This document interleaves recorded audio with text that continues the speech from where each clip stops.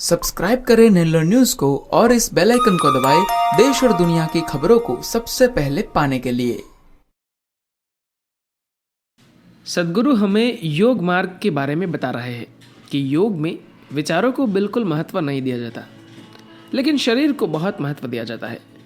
जानते हैं इसके कारण के बारे में। हठ योग के कई पहलू हैं। उनमें से एक है अपने भीतर सेहत, संतुलन और खुशहाली का भाव लाना। हठ योग का एक दूसरा आयाम है जिसमें अपने शरीर को खत्म कर दिया जाता है। इस दिशा में हम एक छोटा सा कदम आपको सिखाते हैं जिसे अंग मर्दन कहा जाता है।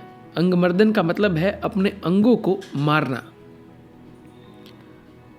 अंगों को मारना यानी मर्दन का मतलब हुआ कि अगर आप यहां बैठे हैं तो आपके अंग यहां नहीं है। अगर आप अपने अंगों को ऐसा बना दे कि आप जब कहीं बैठे हैं तो ऐसा लगे कि वे वहां है ही नहीं, फिर तो बैठने में कोई समस्या ही नहीं होगी। इससे शरीर में एक तरह के सुकून का एहसास होता है। तो अंगों को मारने का यही मतलब है। हालांकि इसके दूसरे तरीके भी हैं, लेकिन ज्यादातर लोग अपने भौतिक शरीर में एक खास तरह की स्थिरता लाए बिना यह जान ही नहीं पाते कि स्थिर कैसे हुआ जाए। यहां कुछ गतिविधियों और कर्म के खास स्तर भी है जिनसे वे स्थिरता को पा सकते हैं। लेकिन शरीर को बिना हिले डुले ऐसे अचल रखना कि धीरे धीरे स्थिरता आपके भीतर गहरे और गहरे तक उतरती जाए, और इस बात को महसूस करने के लिए कि स्थिरता आपके भीतर की मूल प्रकृति है, आपको बाहरी तौर पर स्थिर होना होगा। आमतौर पर लोगों को लगता है, अरे तुम्हें अपना मन स्थिर करना चाहिए। हम लोग मन को शरीर की तुलना में ज्यादा सतही मानते हैं।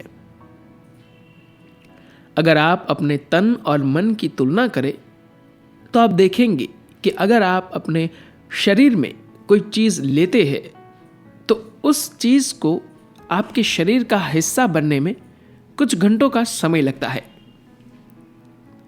लेकिन अगर आप मन में कोई चीज लेते हैं तो यह तुरंत आपका हिस्सा बन जाती है ना? तो मन की चीजें शरीर की चीजों से कहीं ज्यादा ऊपरी होती है। योग में हम मन से ज्यादा शरीर का सम्मान करते हैं। जब हम मन की बात करते हैं तो हमारा मतलब उसमें चल रहे विचार और मनोवैज्ञानिक ढांचे से होता है। हम आपके उस मनोवैज्ञानिक ढांचे का यानी कि जो साइकोलॉजिकल ढांचा है उनका बिल्कुल सम्मान नहीं करते, बल्कि आपके शरीर का ज्यादा सम्मान करते हैं, क्योंकि यह शरीर याददाश्त और बुद्धि के मामले में आपके मनोवैज्ञानिक ढांचे से कहीं ज्यादा सक्षम है। आपका मनोवैज्ञानिक ढांचा अपने भीतर बेहद सीमित याददाश्त और जानकारी संजो सकता है।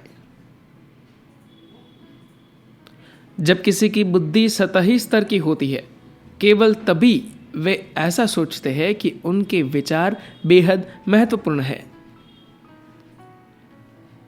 अफसोस की बात है कि दुनिया के ज्यादातर लोगों के साथ ऐसा ही हुआ है। उन्हें लगता है कि उनके विचार बेहद शानदार है। हठ योग का एक महत्वपूर्ण हिस्सा है कि आप अपने कर्म चक्र को तोड़ें, क्योंकि कर्म चक्र का टूटना जरूरी है, वरना आपका अतीत आपके भविष्य से आगे रहेगा। हठ योग का एक महत्वपूर्ण पहलू है अपने सिस्टम को इस सृष्टि में मौजूद सबसे बड़े चक्र के साथ तालमेल में लाना। अगर आप छोटे छोटे चक्र बनाते हैं तो यह अशांति कहलाएगी। यह हर चीज को अस्त व्यस्त और परेशान करता है। अगर हर मिनट एक सी चीजें हो रही है तो यह अशांति लाएगी। मान लीजिए कि आपका चक्र ऐसा हो जैसे धरती सूर्य की परिक्रमा करती है, तो यह बड़ा चक्र आपको ज्यादा आजादी देगा। मान लीजिए यह इसी तरह ब्रह्मांड की परिक्रमा करे तो यह और ज्यादा आजादी देगा। अभी भी चक्र होने के बावजूद आकार में विशाल होने के कारण यह आपको ज्यादा जगह, ज्यादा समय और सचेतन होने की ज्यादा क्षमता देता है। जब आप छोटे चक्रों में होते हैं तो सचेतन होना और किसी भी चीज से मुक्त होना बड़ा मुश्किल होता है, क्योंकि वही चीजें आपसे बार बार टकरा रही है। हर दिन लोग सुबह सुबह लगभग उन्हीं चीजों से टकराते हैं। ऐसे में आप उन मूर्खों के सुधरने की उम्मीद कैसे कर सकते हैं? तो हठ योग का मकसद इन चक्रों को तोड़ना है। इन कार्मिक चक्रों को ऐसे तोड़ा जाना चाहिए जिससे वे बड़े चक्रों का रूप ले ले, जिससे आपको रूपांतरण के लिए काफी गुंजाइश और समय मिल सकेगा। ऐसा करने का एक महत्वपूर्ण पहलू है कि हमें हर जीव के आगे झुकना चाहिए, चाहे वे इंसान के रूप में हो, जानवर के रूप में हो, या फिर पेड़ पौधों के रूप में, अथवा किसी और रूप में। हम हर जीवन का सम्मान करें। लोग मुझसे पूछते हैं, सद्गुरु मैं बदलना चाहता हूं, इसके लिए साधना क्या है?